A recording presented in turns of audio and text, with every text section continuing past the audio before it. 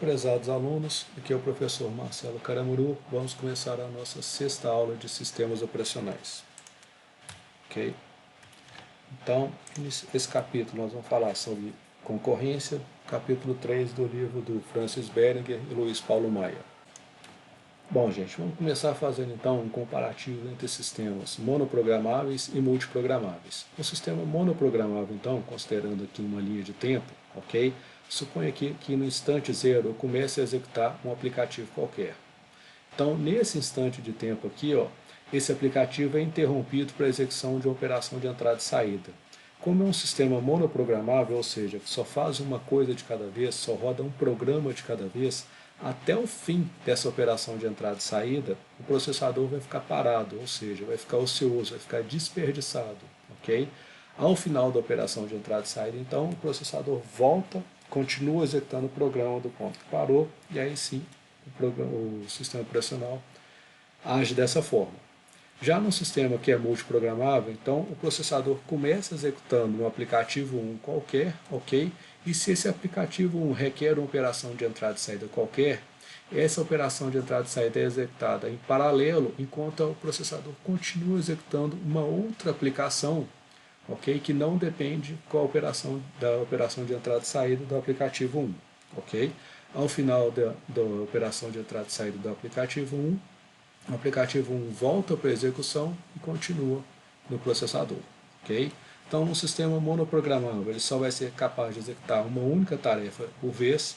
Todos os recursos computacionais são dedicados à execução dessa tarefa, então pode ocorrer desperdício, não necessariamente vai, mas pode ocorrer, ok? E já no sistema multiprogramável, ele vai executar várias tarefas por vez. Esse por vez aqui é entre aspas, ok? Na verdade, ele pode estar executando uma de cada vez e alternando entre elas de forma tão rápida que o usuário não percebe. Então, o sistema multiprogramável, então, ele vai ser capaz de fazer operações de entrada e saída ao mesmo tempo que faz processamento de diversas aplicações. Então, com isso, os recursos computacionais eles vão ser compartilhados entre as diversas aplicações que estão em execução, ok? E eu vou ter um melhor uso dos recursos computacionais. Então, o conceito de concorrência vai ser a disputa dos aplicativos pelos recursos computacionais, em especial o processador, ok? Porque quem está de posse do processador, o sistema operacional vai alocar os demais recursos computacionais, ok? E com isso, quando o programa, relembrando do comparativo anterior, sempre que um programa for fazer uma operação de entrada e saída, um outro programa pode utilizar o processador e o processador não fica ocioso, ok? A concorrência, então, essa troca entre essas diversas aplicações tem que garantir que quando uma aplicação foi interrompida para a execução de outra, quando essa aplicação inicial voltar para o processador, tem que continuar do ponto que parou. Okay? Tem que continuar do jeitinho que estava antes para não ter problema. Nós vamos então agora tentar fazer um comparativo de 3 programas, okay, que vão ser executados no sistema monoprogramável versus no sistema multiprogramável. As características de cada programa são, em especial, o programa 1 faz pouca utilização de processador, muita utilização de processador, pouca utilização de operação de entrada e saída e requer 5 minutos de processamento. O programa 2 faz baixa utilização de processador, muita utilização de entrada e saída e requer 15 minutos. E por fim, o programa 3, pouco processador, muita entrada e saída e requer 10 minutos. Ok? Então aqui tem os outros detalhes com relação à memória necessária para cada um, utilização de disco, terminal, impressora, etc. Ok?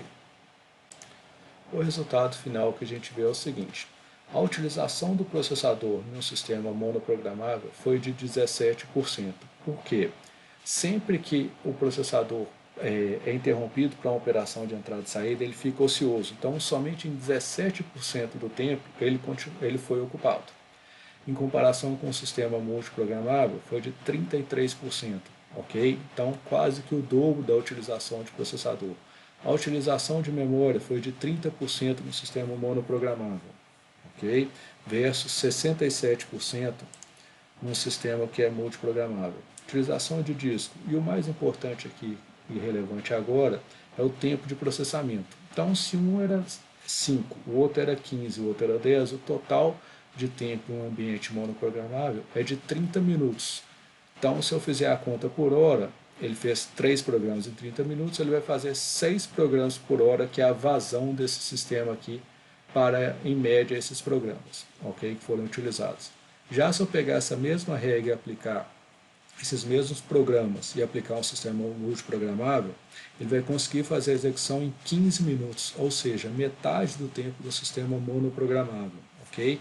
A vazão dele então vai ser de 12 programas por hora. Se ele faz 3 programas em 15 minutos, uma hora tem 4 vezes 15 minutos, ou 60 minutos. Então, 4 vezes 3 programas, 12 programas por hora. Okay? Então, a gente percebe aqui que um sistema multiprogramável tende a ser mais eficiente que um sistema monoprogramável. Sempre que um programa está de posse do processador, pode ocorrer eventos inesperados que vão desviar o fluxo da execução. Ok? Então, por exemplo, eu estou jogando um jogo qualquer e conecto um pendrive ao computador, ou alguém solicita um arquivo que está no meu computador, ou alguém quer escutar uma música que está no meu computador. Então, todos esses eventos são externos ao programa que está em execução no momento. Okay? Então, de acordo com o tipo de evento externo, ou de evento inesperado que ocorre, vai se diferenciar entre interrupção e exceção. Okay? A interrupção, então, ela é dada por eventos externos ao programa em execução no momento, e a exceção é resultado direto das instruções do próprio programa. Okay? Vamos ver isso mais a fundo. Então, durante a execução do programa, ao final da execução de cada instrução, a unidade de controle vai verificar se existe algum tipo de interrupção, ok? Algum tipo de evento externo ao programa que está em execução no momento. Se existir, esse programa que está em execução no momento, então, vai ser interrompido. Todos os dados relativos a esse programa vão ser salvos na memória, ok? E o controle do processador vai ser passado para a rotina de tratamento da interrupção, ok? Seja ela a detecção desse pendrive, a detecção desse novo evento de hardware, fornecimento de um arquivo de rede ou, enfim, qualquer evento externo ao programa em execução no momento. Okay? Para cada tipo de interrupção, para cada tipo de evento externo ao programa, existe uma rotina de tratamento diferente que é carregada de acordo com o evento que ocorre. Então, ó, exemplificando aqui, um programa que estava em execução é executado aqui linha a linha, da esquerda para a direita, igual a gente lê, e nesse momento aqui ó, ocorre uma interrupção, uma exceção. Okay? Uma interrupção, então, um evento externo ao programa, uma exceção é um evento decorrente do próprio programa. Okay? Então, o que vai acontecer nesse momento? O conteúdo dos registradores associado a esse programa aqui, ok? Então, todos os registradores do processador vão ser salvos na pilha de controle. O processador vai identificar a origem do evento externo aqui, que deu origem à interrupção ou à exceção, ok? Então vai carregar a rotina de tratamento, ok? Vai obter o endereço e carregar. Então vai começar a executar a rotina de tratamento e por fim, depois de executar toda a rotina de tratamento dessa exceção ou dessa interrupção, ele vai restaurar o conteúdo dos registradores relativo ao programa inicial, ok? E o programa vai continuar como se não tivesse sido interrompido, de forma transparente. Bom, o primeiro exemplo de evento inesperado são as interrupções. As interrupções elas são decorrentes de eventos assíncronos, ou seja, não estão relacionados à instrução do programa corrente, ok? Um exemplo seria a conexão de um pendrive ao computador ou o HD informar ao processador que já terminou de copiar o arquivo que foi solicitado. Eventualmente pode ocorrer com que múltiplas interrupções ocorram simultaneamente, ok? A primeira solução que o SO fornece é fazer interrupções mascaráveis, ou seja, ele vai tratar a primeira e vai ignorar as demais, vai mascarar as demais, ok? Porém, alguns processadores não permitem que as interrupções sejam desabilitadas, fazendo com que o SO faça um tratamento das múltiplas interrupções. Tipicamente, então, vai existir a figura do controlador de pedido de interrupção que vai tratar as interrupções de acordo com uma prioridade e vai tratar com a maior prioridade para a menor. Um outro problema inesperado que pode ocorrer são as exceções. As exceções elas são decorrentes de um evento síncrono, ok? E do próprio programa em execução. Vão ocorrer sempre no mesmo ponto, caso a entrada de dados seja a mesma, ok? Então elas são resultado direto da execução de uma instrução do programa atual. Então, por exemplo, dividir um número por zero, entrada de dados incorretos, era para ler o inteiro, mas está lendo um caractere, ou vice-versa. Um overflow, eu fiz uma operação que o meu registrador não é capaz de fazer a conta sem haver um transbordo de bits, ok? Qualquer tipo de problema que não está relacionado ao fluxo normal do programa vai disparar uma exceção. A grande vantagem aqui é que o programador pode fazer a rotina de tratamento dessa exceção, ok? Então, no caso de uma divisão por zero, o programador pode tratar isso e mandar que o usuário redigite um valor de forma correta, já que não existe divisão por zero. Bom, nos primeiros sistemas computacionais, o processador ele continha instruções para operar diversos periféricos do sistema computacional, ok? Surgiu então a figura do controlador e o processador não precisou mais de preocupar e de comunicar diretamente com cada tipo de dispositivo de entrada e saída e de fazer o controle diretamente. O controlador faria essa intermediação entre os dados que o processador quer acessar e, os diversos dispositivos de entrada e saída disponíveis. Com isso, simplificou muito as instruções de entrada e saída dos processadores, ok? Porque o processador simplesmente fala, leia e qual é o dispositivo, e o controlador sabe como cada um dos dispositivos de entrada e saída funciona. Então aqui um exemplo de um sistema computacional. Antigamente, então, o processador disparava uma ordem aqui de leitura de um dispositivo de entrada e saída qualquer aqui.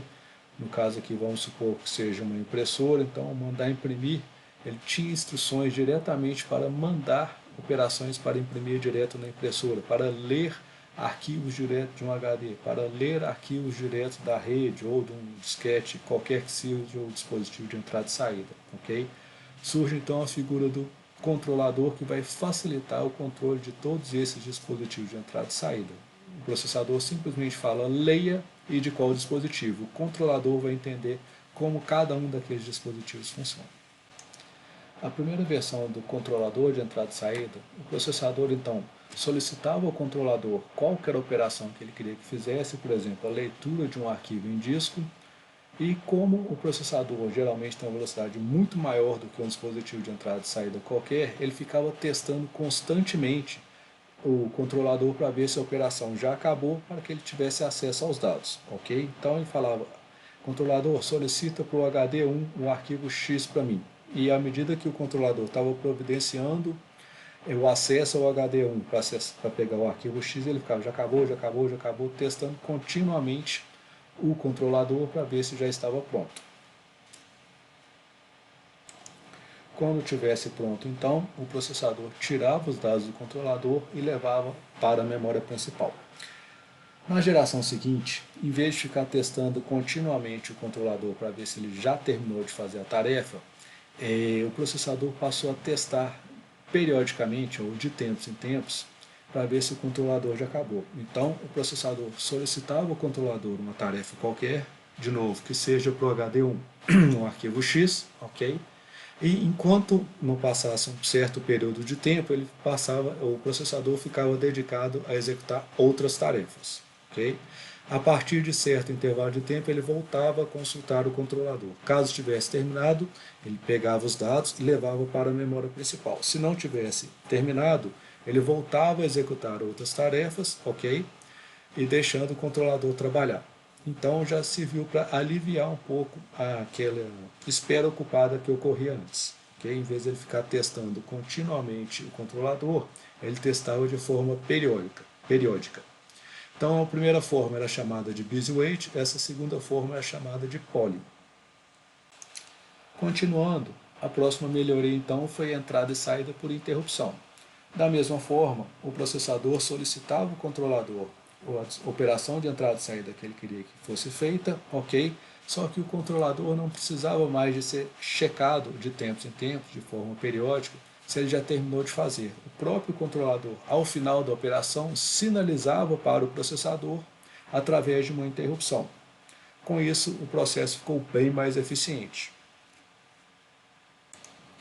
Então, ó, a partir de agora, o processador solicita ao controlador qual é a operação de entrada e saída que ele quer. Então, supondo que seja, de novo, pegar o arquivo X do HD1, ok? Então, o processador sinaliza para o controlador que vai pegar essas informações e vai trazer aqui para o controlador. Quando estiver tudo pronto que o processador pediu, o processador vai tirar do controlador e vai levar para a memória principal, ok?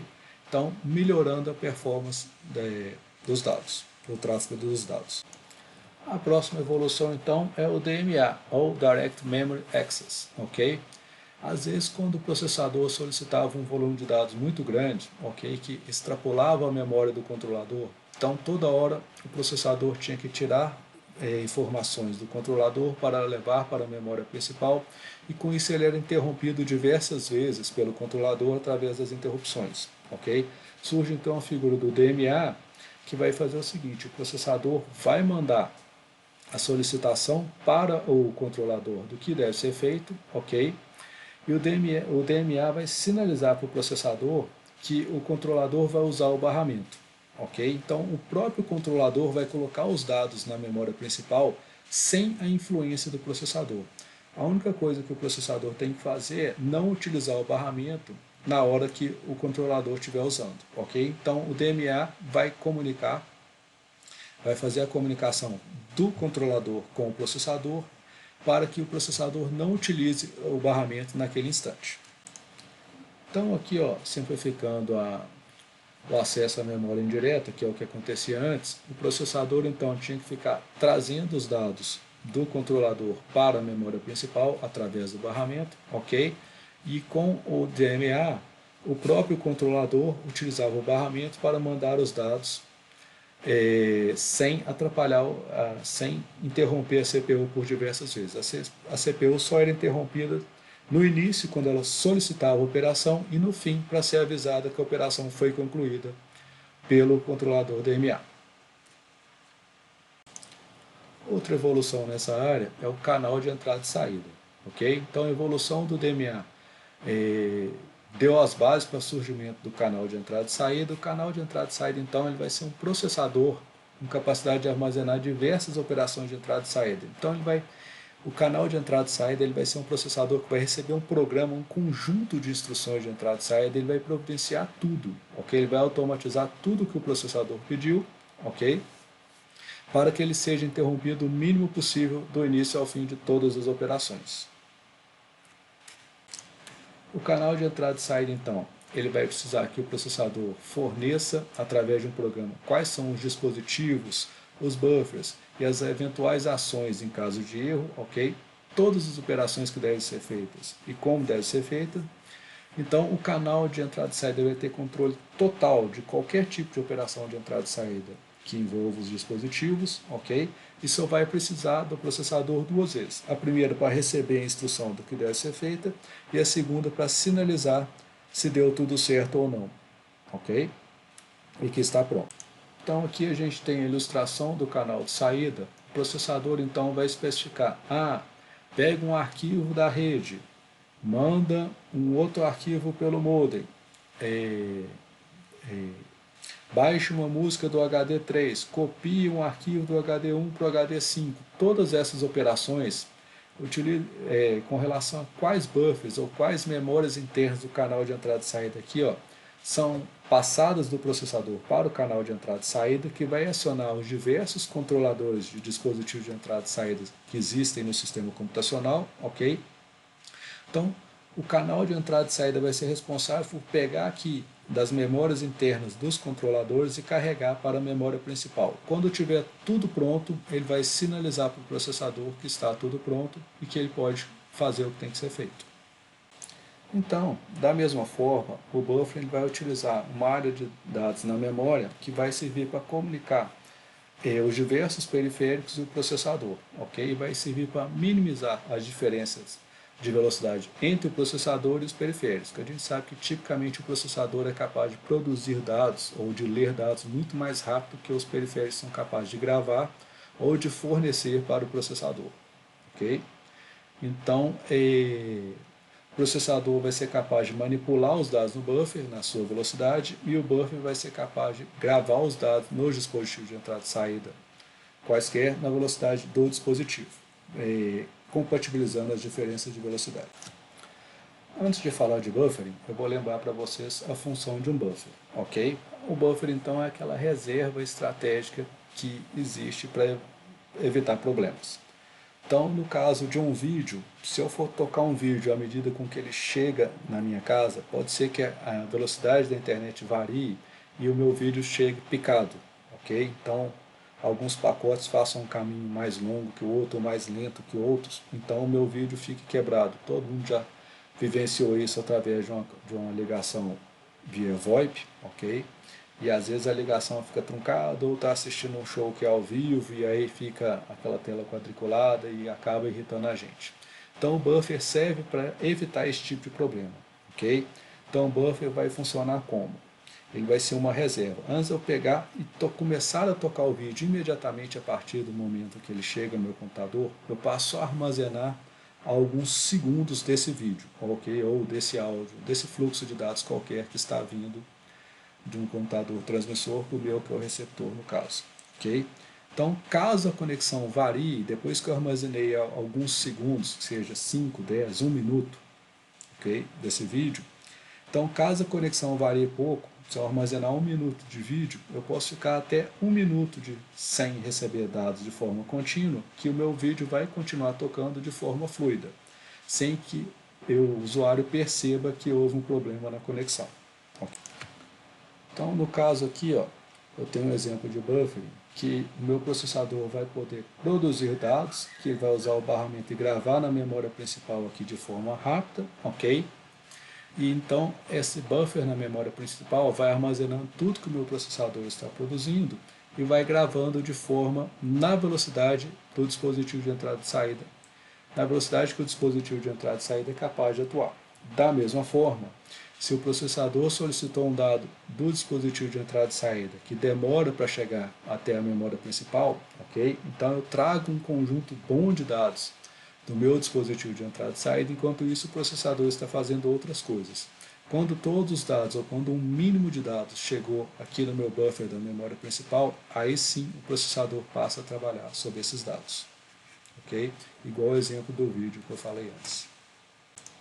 Já o spool, ok? Ou operação simultânea de periféricos online, é basicamente muito próximo do funcionamento do buffering, só que em vez de utilizar a memória principal, utiliza a memória secundária, ok?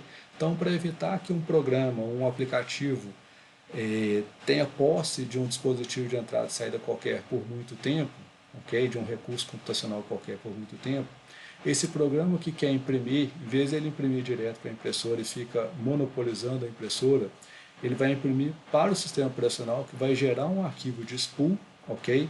E o sistema operacional vai imprimindo, vai gerenciando essa função de entrada e saída, compatibilizando a velocidade da impressora com a velocidade do programa, e vai poder até liberar o programa para fazer outras coisas enquanto a impressora está imprimindo, ok?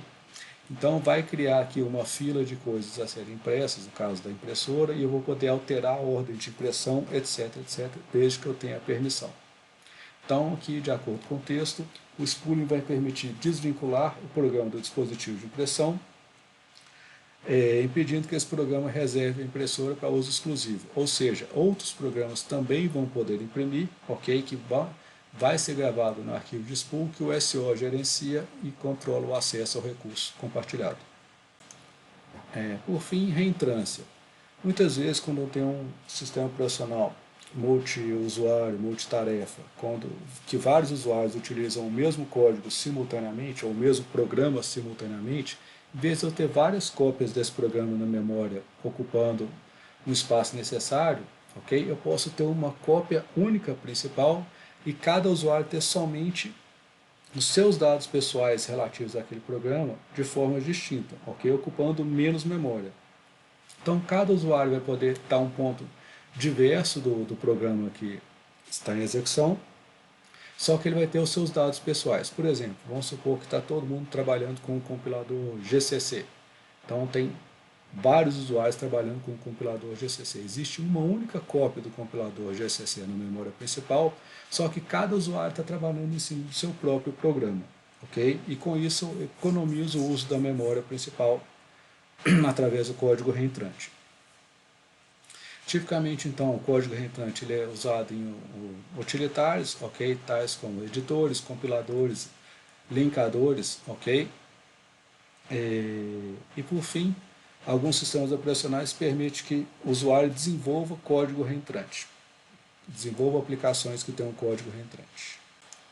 Aqui então uma figura para ilustrar o que eu falei anteriormente. Eu tenho vários usuários compartilhando um mesmo programa aqui, ó, um programa que ocupa um dado maior da memória principal e cada um tem a sua área específica, ok? Porque o usuário A não quer que o usuário B tenha acesso aos seus dados, mas o código que é comum a todos não tem problema, ok? Então o mesmo programa vai servir para atender vários usuários ao mesmo tempo, sendo que cada usuário tem a sua área particular na memória principal. Bom, galera, é isso. Espero que tenham gostado. Qualquer dúvida, entre em contato. Obrigado.